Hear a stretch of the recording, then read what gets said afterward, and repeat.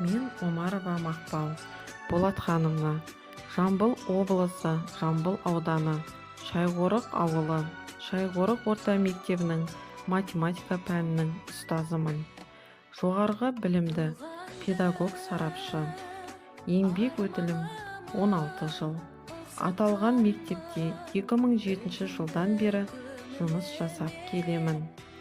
Мен Әулие-Ата университетін 2007 жылы тәмамдадым.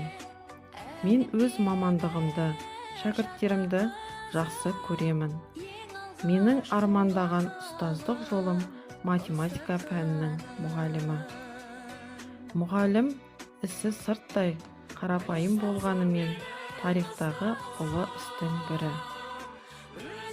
Менің ұстаздық жолымдағы ұстанымым мен үшін жақсы ұстаз болу, бәрінен де артық.